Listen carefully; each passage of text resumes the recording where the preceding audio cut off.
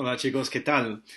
So, why should we not trust Google Translate? I don't want you to just take my word for it or that of Edward Stark. I want you to actually see some Google Translate fails in action. Now, why are these fails? I mean, Google Translate is super smart, but as smart as it is and as smart as it will probably ever be, it doesn't know the context and it doesn't know the culture. And language and culture, as we saw in the syllabus, are inextricably linked. You can't have one without the other. And you certainly can't have correct language without taking into account the context. So let's take a look at a couple of Google Translate fails here.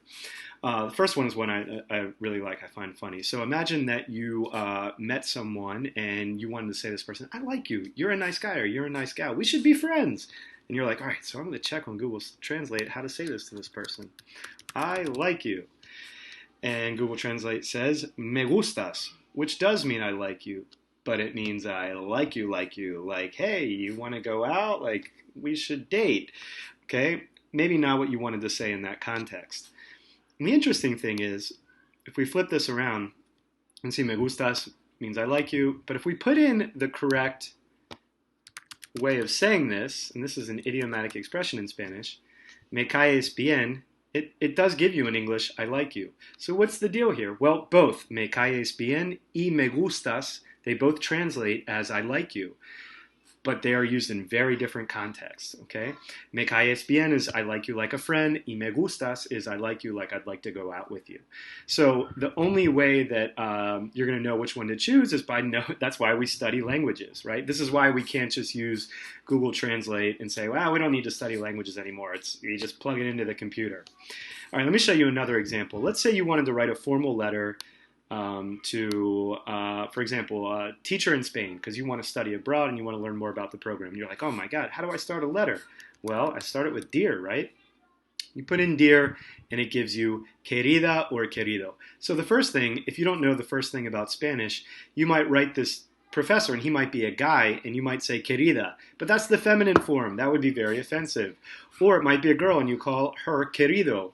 Offensive, wrong. Okay, so you have to know a little bit about the language in order to choose the correct form. The other thing is, we don't even say querido in a letter. Okay, querido is like what a husband calls a wife, or a wife would say to her husband, oye, querido, ¿puedes ir a la tienda? Dear, can you go to the store? It's that kind of dear. If I wanted to start a formal letter with dear, so let's put in this is how you start a formal letter, and there, that gave me the correct one, dear, okay? But it only, again, because it's one word in English and various words in Spanish. All right, one more fail to take a look at. This is a good one. Let's say you're doing a reading about Spanish food, and this word comes up, sobremesa.